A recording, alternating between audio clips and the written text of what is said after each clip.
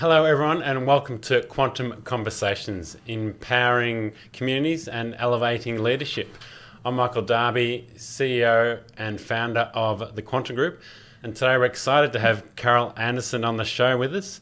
Carole is the driving force behind Lighthouse Training and Consulting, a company dedicated to empowering and equipping strata professionals through tailored training and expert consultancy. Carole plays a pivotal role with the strata community as an esteemed instructor for the Strata Community Australia A100 certification course, where she shares her wealth of knowledge and experience with budding strata professionals. Her dedication to education and professional development has made a lasting impact, helping shape the next generation of strata professionals. Carole's exceptional contributions to the industry were recognised with the prestigious 2023 SCA Presence Award, highlighting her commitment to excellence and her influence within the sector. Welcome to Quantum Conversations, Carole. It's fantastic to have you with us. Thanks, Michael. I'm really delighted to be here and to be able to share this conversation with you. If I can start by asking how you came about working in the strata industry. We've all got interesting stories about how we often fall into it rather than choosing to go into the sector, and what keeps you so driven and passionate about the sector. I actually did really fall into the strata industry. I was working in the corporate world, and I developed a long-term illness which I needed to step back from. So I saw a job advertised for 4 days a week. Had no idea what it was. Went to the interview. It was only then that I learned that it was strata, but still had no idea what strata was at that stage. I was lucky enough to be given the job, and I started as a portfolio manager within a real estate agency.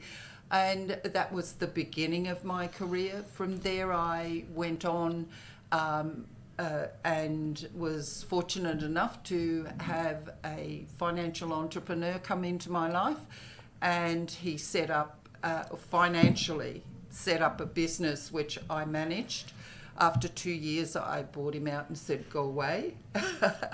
And effectively, my journey has been, since I sold the strata business, I've been really involved in education and training within the industry. I'm very passionate about people knowing what they should know so that everybody is playing in the same space. Yeah. And maybe just touching on the A100, it's a course that I think evolved out of the M100 in the US, the SCA. That's absolutely correct. Yeah. The M100 was the basis of it, and it was recontextualised and put together for Australia. And initially I was working as the National Education Manager at the time. It was a new role that was developed, and I delivered this course all around Australia in all states and across in New Zealand as well, along with training trainers in each state to deliver that course locally for their communities. Yeah. A lot of our team members have attended the course, and they learn a lot. So it's a pretty full-on 3 days.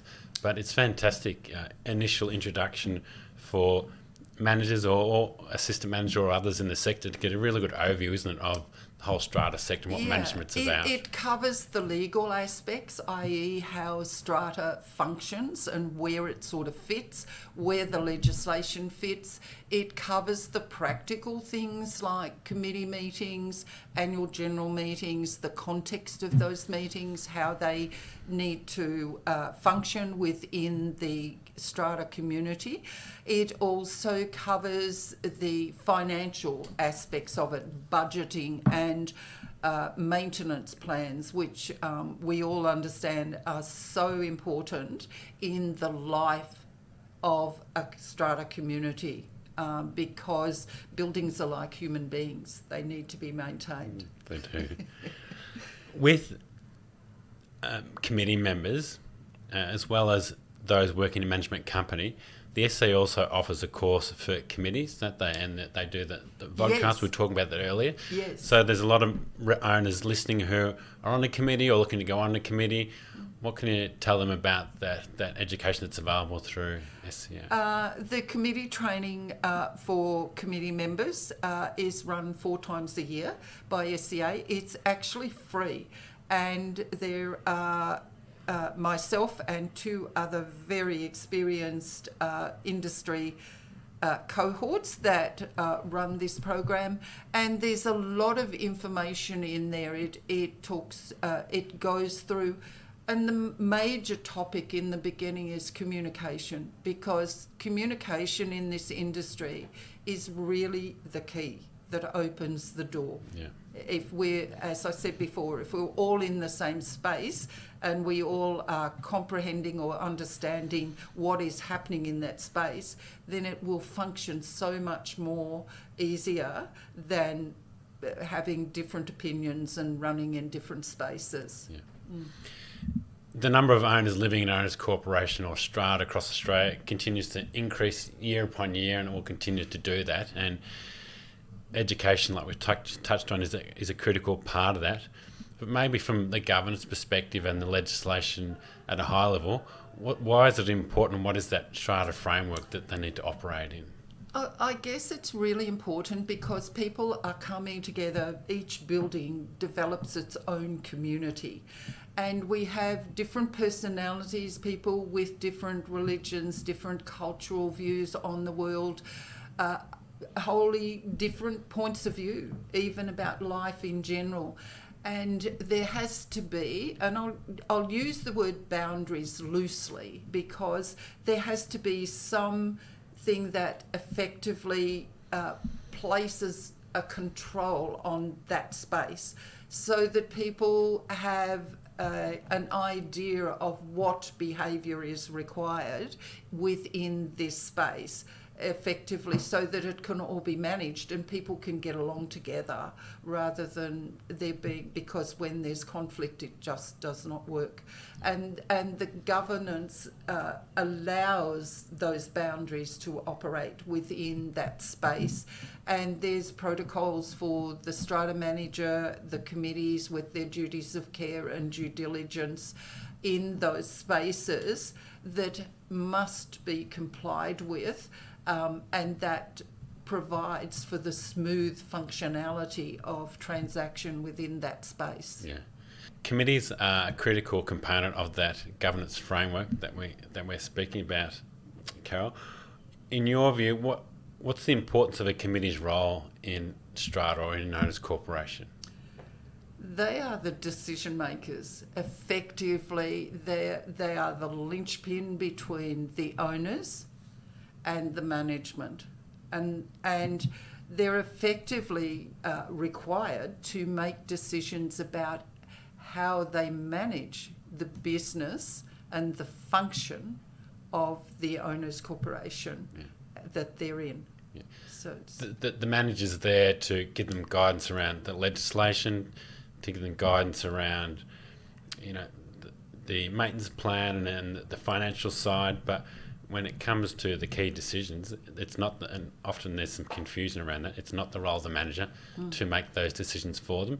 They convene the meetings, they provide them in the information, and the committees have got that fiduciary duty, don't they, to represent all the owners? Absolutely. And they're the key decision makers in that framework. Absolutely. And it's really about, as you've said, the manager themselves demonstrating leadership within that space and effectively building a team with the committee members, so that they're all comfortable in that space and that they come to understand what is actually, even as volunteers, and we know that they need to give up time to become a committee member, but it can be so rewarding for a committee member to actually see how the community evolves under their guidance. Yeah.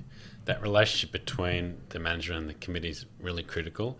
And just on the education, it's up for us as managers to take that role and initiative in educating owners and committees as much as we can through various means, through its in-person sessions or information sessions or documents that we provide them. That education piece is critical to build that relationship and train committees so they can get the best outcomes for their community and ensure that that's a great relationship between the two. Absolutely. The relationship between the manager and the committee is probably the key to it all.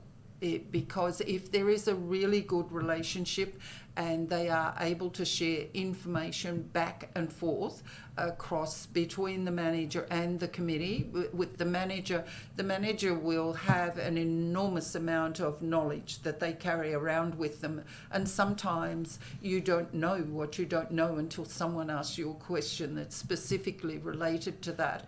So both the manager and the committees can learn a lot from one another about what management style do they want to manage this space in?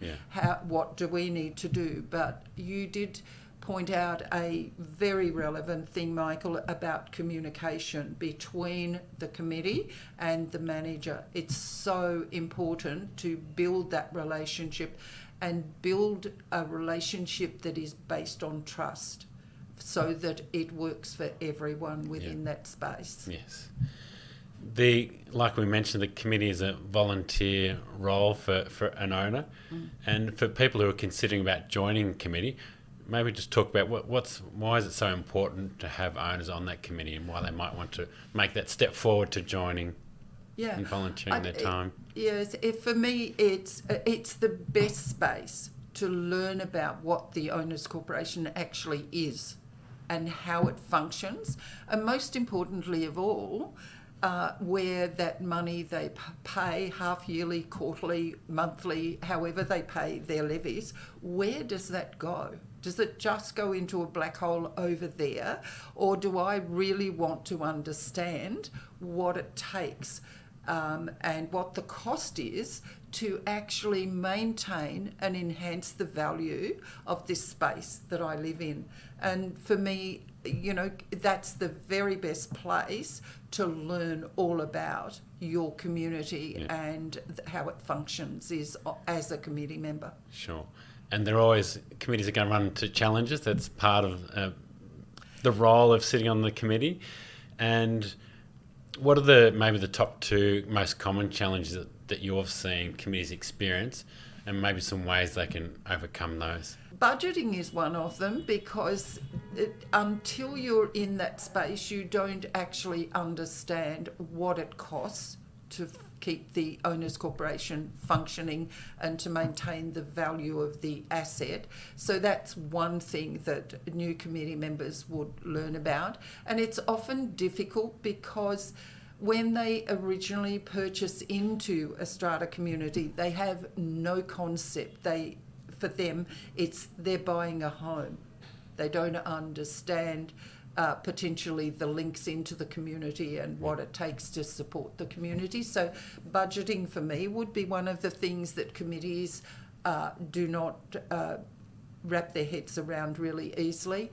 And the other one would be potentially the management of conflict within the owners, and if it's just two owners or a group or one individual, however that may be, that committee members can often find that really difficult to manage as well, and have to work out ways of managing the different personalities and wants and needs of the community and endeavouring to balance them out. And that's a really difficult task. It is, indeed. And for someone, there's an owner who's just joined the committee, there's never been part of one previously, what's the one tip we can provide them to ensure that they're an awesome committee that's ensuring their committee's providing the most value for their community, I guess? I would suggest that all committees need to develop an induction pack. With an induction pack, it has all of the minutes of the meeting, committee meetings for the last 12 months. It has copies of all the policies that are in place. It would have copies of budgets and things that have actually occurred in this space.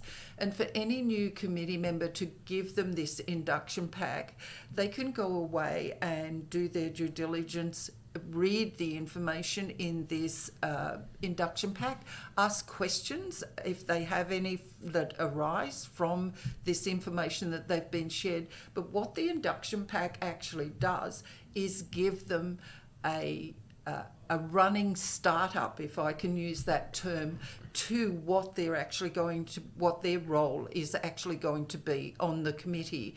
So if you looked at the two scenarios, i.e.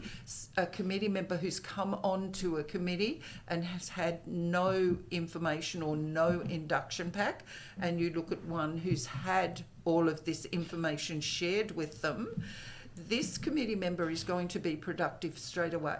The one with the induction pack is going to be productive and participate straight away. Your other committee member is probably going to take 6-9 months to get up to speed to even think what is happening in this space. So to me, committee induction packs are very high on the list of things that committees should look at when they're going to the marketplace to encourage new committee members to come on board. Yeah. New committee members also bring new ideas, etc., to the table, and so it's really good to have every 2 to 3 years look at the performance and say, okay, we need some new blood here. We need to share some new ideas. We need to maybe look at the community from a different perspective. With the committee induction pack, Quantum's got an extensive one that we send out, which works well. And the step we do before that we offer the communities is a committee recruitment induction program, a CRIP program. So it's about reaching out to the community to see those who have some interest, who just want to have an initial conversation and to see what skill sets they might have. And they join an informal meeting with a couple of committee representatives to talk about what it's like being on the committee. And we talk about our role and what their role might be like on the committee. And that's a great way. Again, they have an introduction to what that's like before that's an considering excellent going on. idea. Yeah. I think that's absolutely great insight to allow them to see what this space looks like before you they're officially put into the position. Fantastic idea. It just helps with expectations, doesn't it? They know going in what the role is, what the role skill sets that they need. They know what the role of the manager is, and they're going to be a lot productive committee member. They've got that information prior and they're ready to go when they absolutely start. Fantastic. What do you believe the best ways are to motivate and retain residents on the committee, especially where participation is low? It's always a challenge, but what's some of the ways perhaps that committees can motivate new members and ensure that they retain the ones that they have? Yeah, look, I think it's a really good idea for committees to, at the end of each 12 months, along with the manager, to do a review of what have we achieved this year, what of the projects that we've had tasks that we've wanted to do this year, and where are we at in this space now, and what have we done, what could we do better the following year, so that there's, I guess, almost a business plan for the owners corporation that the manager is totally engaged in with the committee, and it's the challenge of getting all of these things to work and the motivation of following them through. And often when there is a special project, if you have someone who is involved or loves gardening, you might put a landscaping committee together so that they're in part of a special interest group that is a space that they love to be in. Yeah. And so it encourages them to remain there and help develop and look back on what they've achieved and be proud of what they've contributed to the community. Yeah, absolutely. We also survey committee members after each meeting to get that pulse along the way. Great. Rather than sort of waiting that year. How did the meeting go? How did the management representative run the meeting, how are the documents prepared.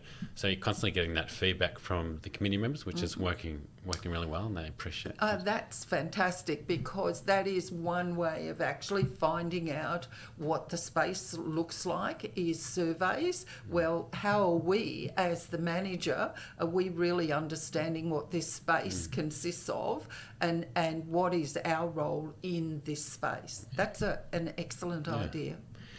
In relation to engaging with the manager, it's such a critical relationship between the committee members and the manager, especially in large projects. In your view, what do you feel the most important responsibilities of a manager? For me, it's communication. It's about letting the people know where you are, and even if it is a simple email that acknowledges an email that you've received, or a phone call, just to say, I'm in the space, I will respond within, let's say, 48 hours. You could time frame it so that they know that you are actually coming back to them, that they're not just hanging in this space and don't know when they're going to get a response, because by responding proactively, it keeps things in the circle moving, and they know, yes, they've acknowledged my email, they will come back to me. And I think that's really communication for me, that's where it all starts and ends, because if people know what is happening in the space, then they will demonstrate patience, etc. You might have to do some more research before you come back to them with an answer to the question that they've asked, etc. But it's really about the communication. And the second quality, I think, that from my point of view with the manager would be leadership skills, is the ability to build a strong team. Yeah, sure. Communication is critical, and look, that's something we've had a big focus on since I started that company 19 years ago now.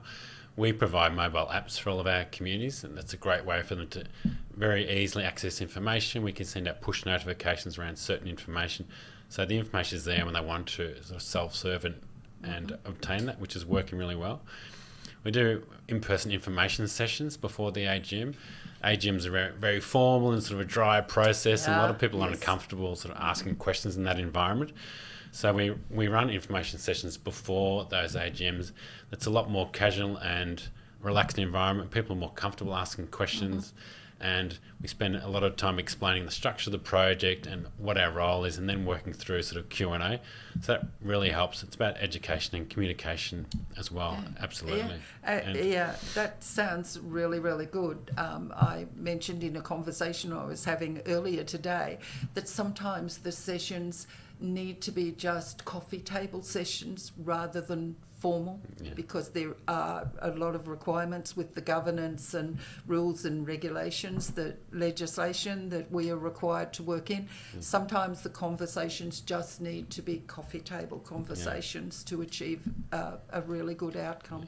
And at basic level, people just want to know what's going on, and if you can do that, and we send out monthly newsletters sort of every month, give them an update of what's happening and the key outcomes perhaps from a committee meeting, and that allows for a lot smoother running and more educated community, and you're going to get better outcomes in that scenario. Absolutely. If people know what they need to know rather than not knowing what they don't know, they will function much better in that space, because you and I both know that if we don't have the information, you can't participate in a space, because you sort of feel, well, I have no idea what they're talking about, I feel left out, etc. But if there is that flow back and forth of communication and it opens up the doors effectively, then, it just makes the functionality of the strata community is so much easier. Over the years that I've been in this industry, if you share the information with people that they need to have, everything just flows, and it finds a space to work in, and it makes the job of the strata manager so much easier when they know and understand how this group works, and it makes the committee's job so much easier, because they have trust in their manager, that the manager will follow through and action the things that they've been asked to do. Yeah. So the communication is so important. Yeah. And just on that, what are the top three qualities a committee or owner should look for in a manager for their strata? I think they should look for a manager that they feel will fit in with their community.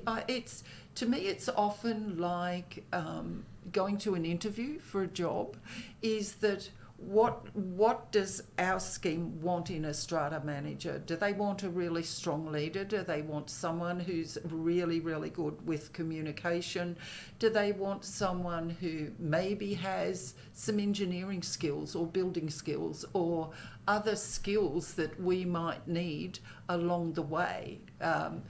So for me, I always have a sense that committees really should, if they have the opportunity with the management company that they're working with, to effectively say, these are the types of qualities we would like in our manager, because each community is different and each of your managers brings different skills and assets to the table, and can use those skills and assets to assist the communities to achieve their goals.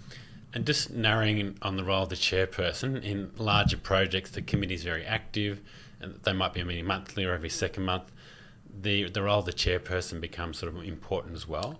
Oh, absolutely imperative. In the spaces that I work in, the chairperson is always my main focus of communication. I actually will set up a communication role, if you like.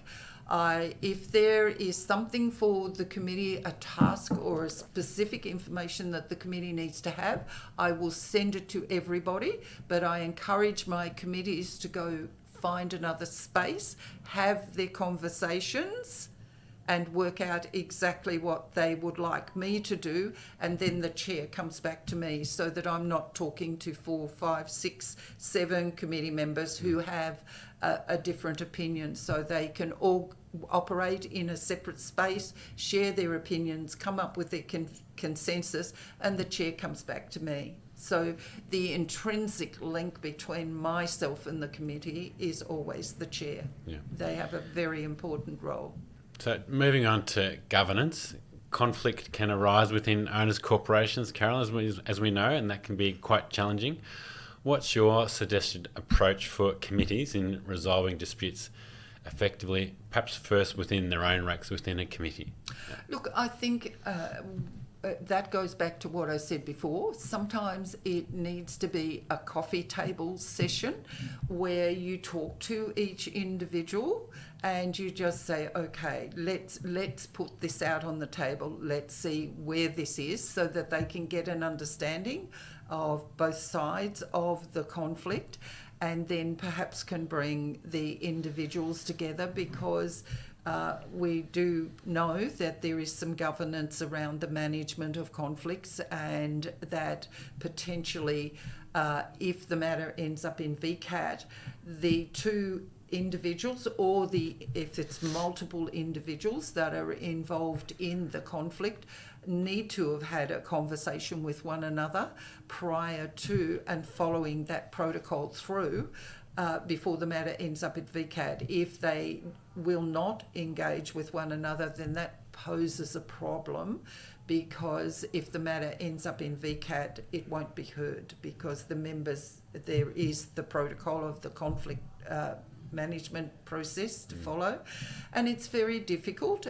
You need individuals on your committee who are patient and resilient, I think, because in a situation of conflict, resilience is really important to see it through and get an outcome that people are prepared to sign off on, so to speak. Yeah.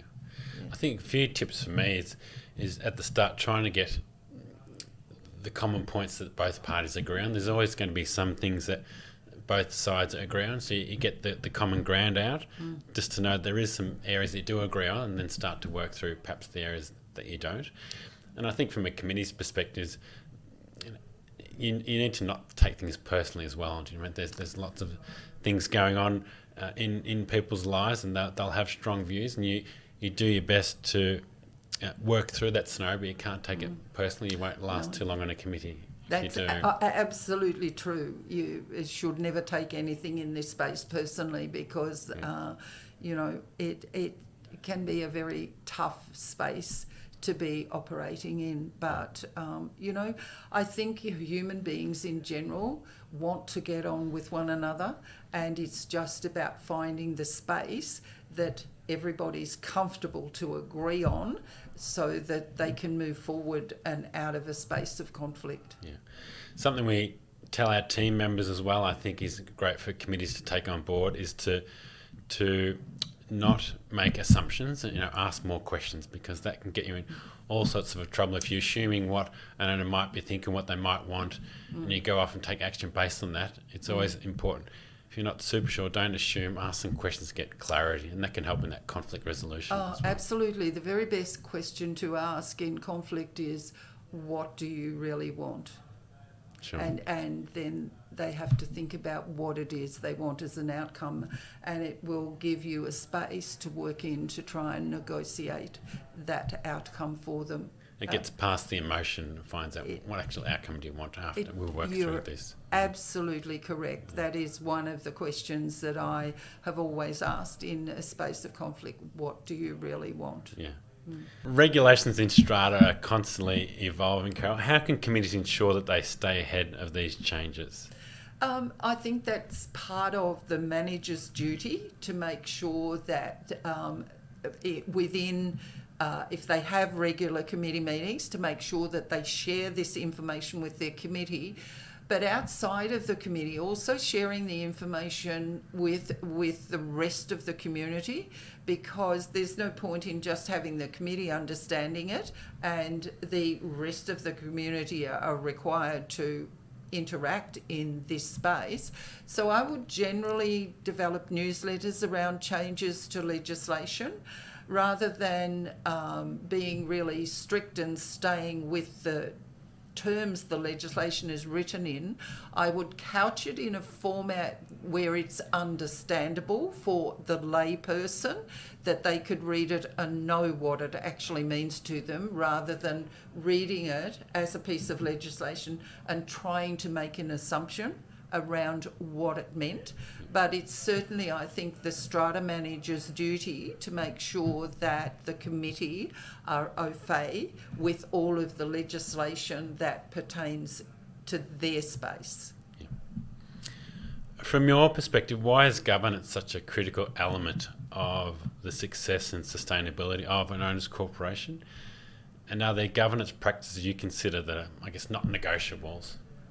I think for me the governance is important, because, as I said, it sets some parameters, it sets some boundaries around what is acceptable behaviour, mostly within this space. Because everybody brings, we now have multicultural stratas, we have different religions, we have different genders, we have everybody within society has different needs and wants. And it's about building a society where everybody, even with all of their different perspectives on the world, can come together and find a common space to operate in, because these individuals, the different cultures, etc., will bring different ideas to the table that we may not have thought about, and so that can the community can benefit from those ideas. But governance is really about how we want this community to function, what parameters, what space, how are we going, because this is our space, how do we want it to look at the end of the day, and what is the livability and lifestyle that people will experience if they come into this space. Yes. Through your experience teaching the A100 course, how have you seen the role of the strata manager change over the last, I guess, 5 to 10 years? Oh, it's changed enormously. When I first joined this industry 20 plus years ago, it was all about the legislation and using the rules to manage, and effectively you managed from behind a desk in an office. You didn't really need to go to the property, and you saw your owners probably once a year at your AGM. The whole role is now a relationship role rather than, for years it was particularly driven administratively. That's really effectively what the strata manager's role was to administer the business of the community. Now it's more about building those relationships and building community within the buildings. There's a lot of aspects that build into that. There's the well-being and mental health of all of the individuals that are part of this community, along with the well-being and mental health of the manager as well, that their community, i.e. their employer, is looking after them and making sure that they are in a really good space on a day-to-day. There is also the different aspect of social housing now within communities that wasn't there years ago, that the strata managers have had to educate themselves to learn how to operate in this different space as well with social housing, and how does this affect the rest of the community members? How do we blend this into this community so that it's all part of one? So to me, it's moved away from a more directive administrative role to a relationship role, and building relationships within the community, it functions around those relationships. Yeah. It's around education. I was lucky enough to be invited to sit on the board of CAM ICB this year, the Community Association Managers International Certification Board, and they oversee the operation of the CMCA exam, as you know, which is being a certified manager of community associations, which is an international exam that they're expanding and growing.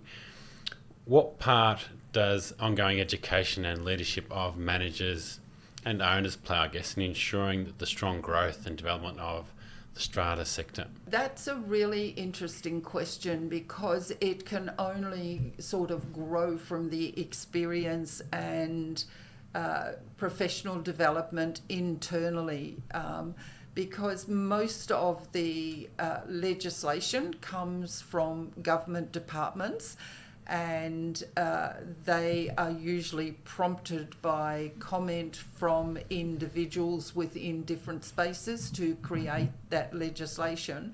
But education, particularly the CMCA, which I did about 10 years ago now, is a really interesting experience, because it gives strata managers a qualification that allows them to operate anywhere within the world. And they can take that CMCA to America, to Portugal, Spain, United Arab Emirates, and work in any of those spaces with that qualification. So depending on the strata manager's level of involvement and the space they see themselves in, this all brings different knowledge and different perspectives back into the strata space, which allows the strata itself to grow from that space and look for different opportunities to work with the communities that they're involved with, and maintain assets and add value to the community, and develop social groups that enhance society in general. It is an international exam, and I think in Australia, in the states and territories, there's different legislation, as we know, in each of those places. So in my view, I think even at a national level, there's value in managers looking at that as an education and accreditation piece, because Absolutely. it sits over the various states' legislation that they might have, and by working through this certification, you're getting a broad education and overview that can cover you that gives you qualities and value across operating around Australia, not just international. I would agree with that 100%, because it sort of brings all of the ends of the parcels from each state in Australia as together as an overarching view of the industry as a whole. Yeah. Before we wrap up, Carole, is there any tips or insights that we haven't touched on that you want to share with our viewers? Look, I think the key to all of it, as I said in the beginning, is communication. If you've got a manager that is a good communicator, and you've got committees who build teams, then things will function for you. The education as part of that space, and everybody knowing what is happening within that space, I think for me is very, very relevant. My experience in the industry always has been that if people know what they need to know, then the wheels keep turning and the journey just will flow and keep happening. But I love all of the things that you've talked about today that you're doing for your company, the quarterly reviews with committees. I think that is just so important for your committees and for yourself as a company. I think that's really great. The induction packs, all of the things that you've talked about that you do for your clients, I think are exceptional within the industry. Keep up the good work. Fantastic. Thanks, Carole, for sharing your insights and joining us on Quantum Conversations. My pleasure.